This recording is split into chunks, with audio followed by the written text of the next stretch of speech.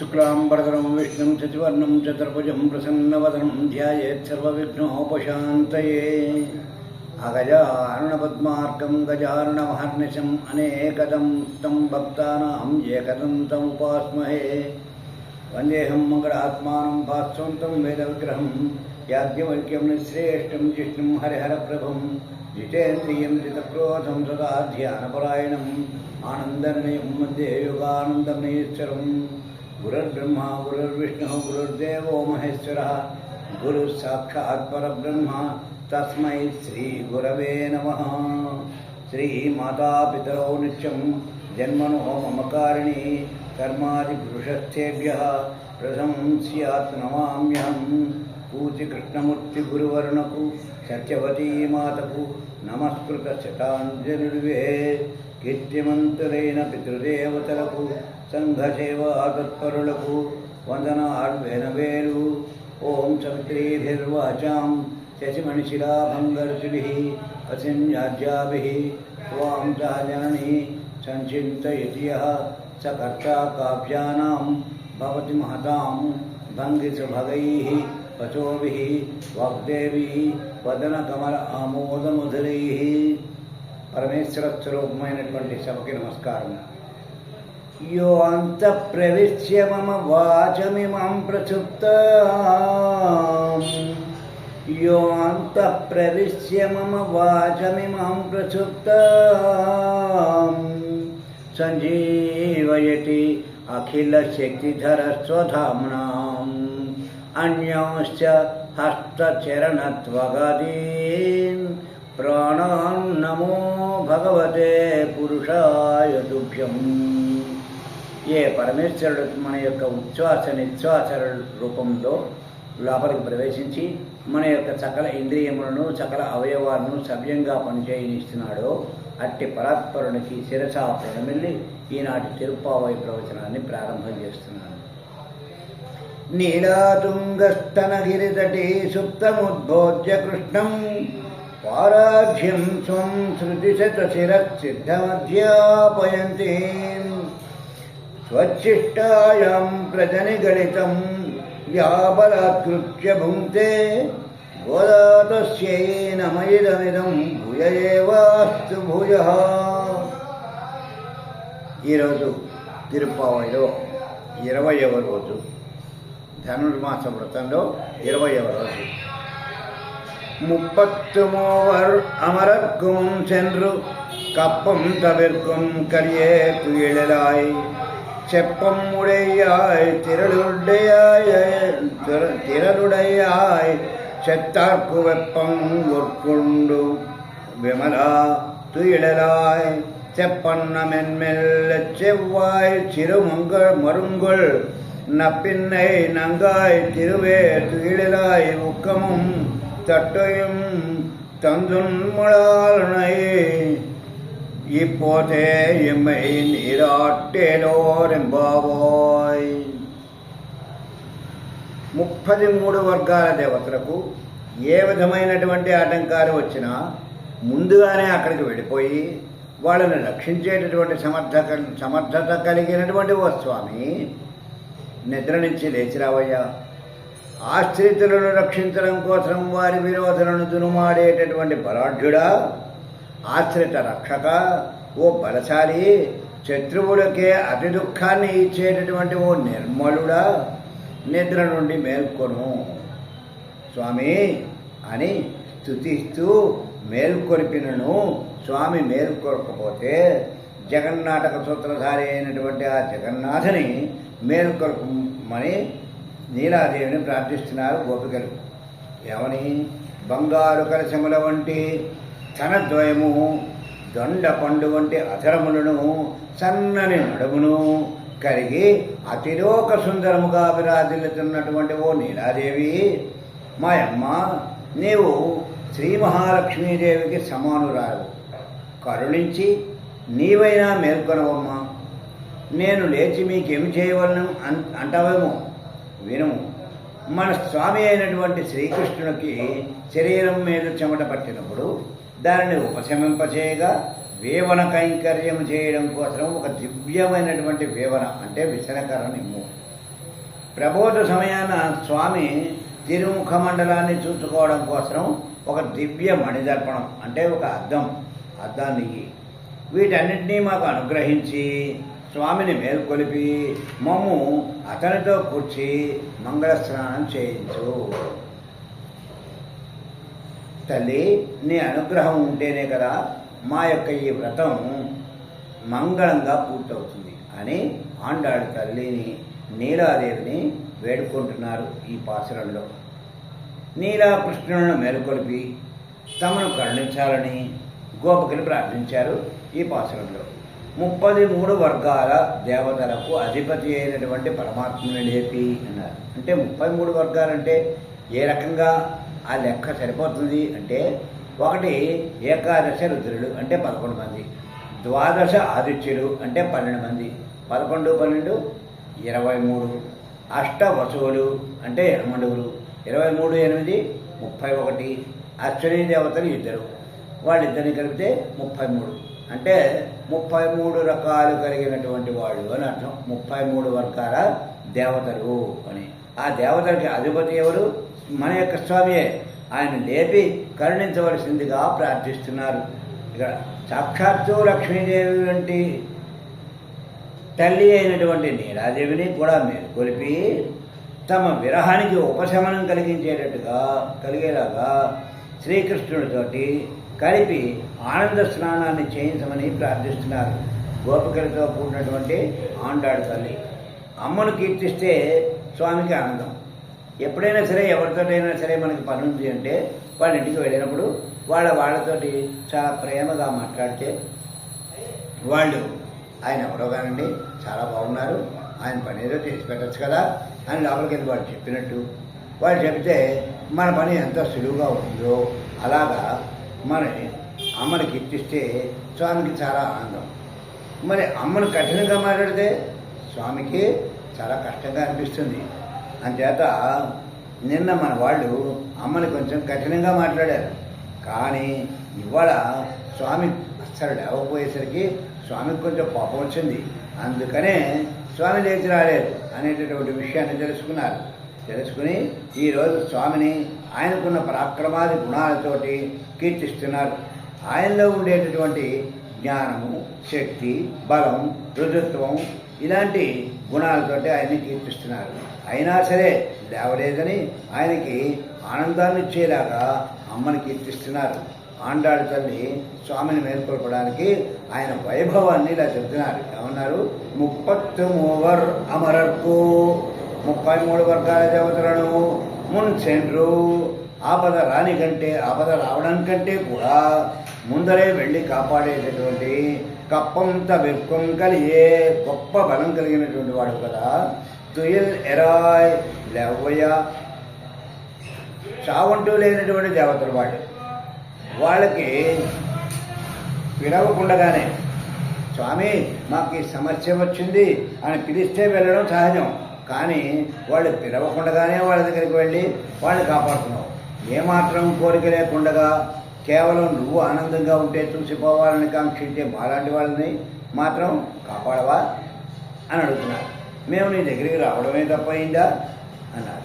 చెప్పం ఉడయ్యాయ్, సత్య పరాక్రమశాలివి కదా, ఆడిన మాట తప్పని వాడు కదా. నిన్ను మాతో అందరూ కలిసి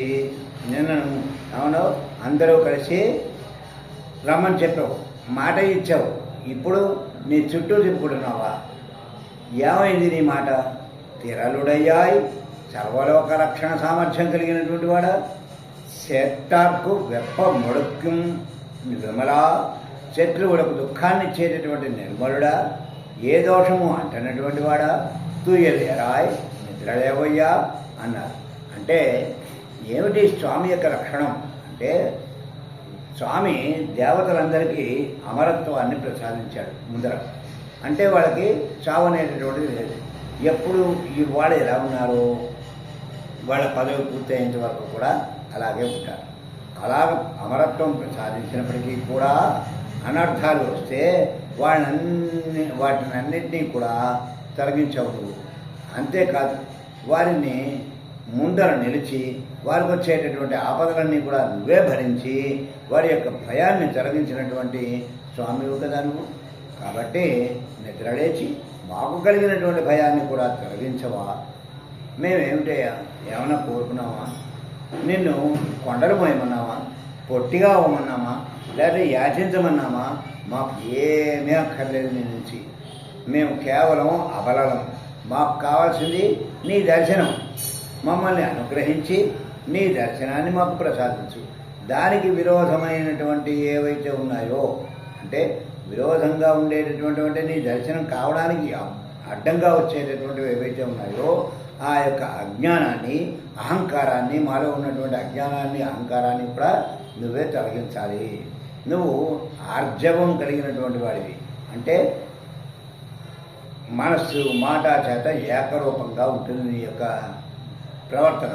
కాబట్టి మాట అని మర్చిపోయేటటువంటి వాడివి కాదు కదా. రామో ద్వర్ణాభిభాషతే అన్నావు కదా, రాముడు 2 మాటలు మాట్లాడని. మరి అదే మాట ఇక్కడ కూడా వర్తిస్తుంది కదా. చక్రదేవా, ఒక్కసారి నీ వాడను అంటే చాలు, రక్షిస్తానన్నవాడవు కదా. నువ్వు మమ్మల్ని రక్షించు. బలం లేదా? ఉంది. 14,000 మంది రాక్షసుల్ని నువ్వు ఒక్కడివే మట్టు పెట్టావు కదా. మరి బలం లేకపోతేనే పెడతావా? కాబట్టి నువ్వు బలం పెట్టగలవు. అయితే ఎవరు మమ్మల్ని రక్షిస్తారు అంటే ఎందుకు రక్షిస్తారు? మేము ప్రార్థించామనా? కాదు. నీ కర్తవ్యం చేశానని ఊరుకుంటావా? పోనీ నువ్వేమైనా ప్రత్యుపకారం కోరుతావా? కోరవు. మరేమిటి అంటే, అయ్యో వీరికి ఆపద కలిగిందే, నేను రక్షించకపోతే నా స్వరూపమే నశిస్తుందే అని రక్షిస్తావు. కాబట్టి ప్రార్థన కానీ, ప్రత్యుపకారం కానీ, కృతజ్ఞత కానీ కోరకుండా ఉపకరించేటటువంటి నిర్మలమైనటువంటి స్వభావం ఉంది కదా నీకు. అందుకని నిన్ను అడుగుతున్నావయ్యా, నిద్రలేవయ్యా, లేవవా అన్నారు. అయితే ఇంతలా చెప్పినప్పటికీ కూడా స్వామి లేవలేదు. అలా లేవకపోయేసరికి సరే, నిన్న వీళ్ళు అమ్మని కొంచెం కఠినంగా మాట్లాడారు, అందుకని స్వామి కోపం వచ్చింది అని గమనించి అమ్మని కీర్తిస్తున్నారు. చెప్పన్న మెల్ ములై చెవ్వాయ్ చిరు మరుంగుల్ సముదాయ అంగ సౌందర్యం కలిగినటువంటి నప్పిన్నాయి స్వామి సంబంధంతో నంగాయ్ పరిపూర్ణమైనటువంటి అందం కదానా. తిరువే సాక్షాత్తు నువ్వే లక్ష్మీదేవి. తూయలేరాయ్ అమ్మ మేలుకో అన్నారు. అయితే అమ్మ యొక్క లక్షణాలు ఎలా ఉంటాయి అంటే, తల్లి నీలాదేవి నువ్వు కూడా లే అమ్మా అని చెప్తున్నారు. అని చెప్పి నీ యొక్క స్థనాలు స్వామికి ఆకర్షణ అంటే బాహ్యంగా చూస్తే శృంగారపరంగా మాత్రం ఇక్కడ అర్థం చేసుకోకూడదు. వక్షస్థానం ముందు జన్మించేటటువంటి జ్ఞానము మరియు భక్తి, ఈ 2 కూడా అమ్మ యొక్క స్తనద్వయం అని చెప్పారు. ఇవి పురుషుడికి మంచి ఆకర్షణీయమైనటువంటి సాధనాలు. అంటే పరమాత్మకి ఆకర్షణీయం ఏంటంటే మనలో ఉండేటటువంటి జ్ఞానము, మనలో ఉండేటటువంటి భక్తి. నీ సన్నని నడుము అంటే కవులందరూ కూడా కావ్యాల్లో ఉన్నారంటే అసలు నడుము ఉందా లేదా ఈ అమ్మాయికి అన్నట్టుగా ఉంది. అంత సన్నని నడుము అన్నారు. అలాగే నీది సన్ననైనటువంటి నడుము అంటే వైరాగ్యం అంటే ఏమిటంటే రాగం లేకపోవడం. అలాగా వైరాగ్యంతో కూడి ఉందా అన్నట్టుగా నీ యొక్క నడుము ఏదైతే ఉందో సన్నని నడుము, ఆ నడుము స్వామిని ఆకర్షిస్తుంది. అందుచేత నువ్వు నప్పినవి, మంచి స్త్రీవి, సాక్షాత్తు లక్ష్మీదేవి, మమ్మల్ని స్వామితో కూర్చడానికే ఇక్కడికి వచ్చావు. అలాంటి దానివి కదా నువ్వు. మరి నువ్వు నిద్రపోవచ్చా? తల్లి, ఎవరైనా ఉపకారం చేయడానికి వచ్చి నిద్రపోతారా? అందుకని లే. మేము ఆడవాళ్ళమే, నువ్వు ఆడదానివే. ఆడదాని యొక్క బాధలు ఆడవాళ్ళకే కదా తెలుస్తాయి. కాబట్టి మేలుకో అని చెప్పేసి నీలాదేవిని అనునయంగా మేలుకొలుపుతున్నారు. వీళ్ళ ప్రార్థనకి అమ్మ కరిగి లేచి వీళ్ళ దగ్గరకు వచ్చి, అబ్బాయి నేనేం నిద్రపోవట్లేదురా, మీకు ఏం కావాలి అని అడిగింది. అనేటప్పటికీ ఉక్కమం స్నానం చేసిన తర్వాత స్వేదం ఏర్పడితే దాన్ని అపనోదనానికి అంటే ఆ చెమట పోవడం కోసం మాకు ఒక విసనకర్ర కావాలి అన్నారు. ఏమిటి అసలు విసనకర్ర ఏమిటి అంటే ఇదే నమః అని శబ్దం అన్నారు. ఒంటికి పట్టినటువంటి చెమటలు తుడిచివేస్తుంది ఇది. మన లోపల అప్పుడప్పుడు ఆవిర్భవిస్తూ ఉంటాయి. ఏమిటిది? అదే స్వేద రూపంలో వస్తుంది. అహంకారం, మమకారం. మమకారం అంటేనే స్వార్థం. ఈ రెండు లక్షణాలు కూడా మనకి చెమట రూపంలో వస్తూ ఉంటాయి. కాబట్టి స్వామి నేను నీవాడను అనే భావాన్ని ప్రసాదించు. నా కొరకు నేను అనే భావం కలిగినప్పుడు దాన్ని తొలగించి నీ కొరకు నేను అనేటటువంటి భావాన్ని మాకు ప్రసాదించు. మా స్వరూపాన్ని దిద్దుబాటు చేసుకోవడం కోసం తగినటువంటి అవకాశాన్ని నువ్వే కల్పించి మాకు స్వామితో కలిసి స్నానం చేసేటటువంటి భాగ్యం కూడా నువ్వే ప్రసాదించాలి అని చెప్పేసి అడుగుతున్నారు వీళ్ళు.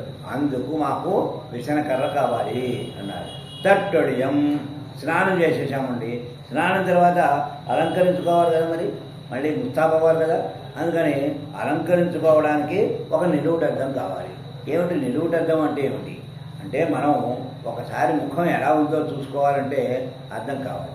కానీ మన యొక్క జ్ఞానం ఎలా ఉందో చూడాలంటే మనకి ఆత్మస్వరూపాన్ని చూసుకోవడానికి ఉపయోగించేటటువంటి అర్థం ఏమిటంటే అది ఒక మంత్రం.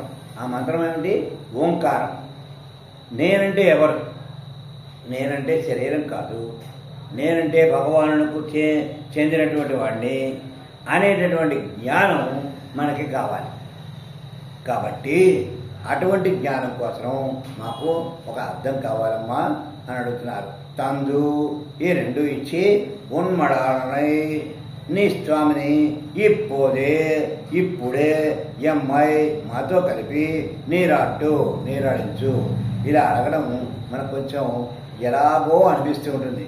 భాష్యంగా చూస్తే చాలా తప్పు కదా అనిపిస్తుంది.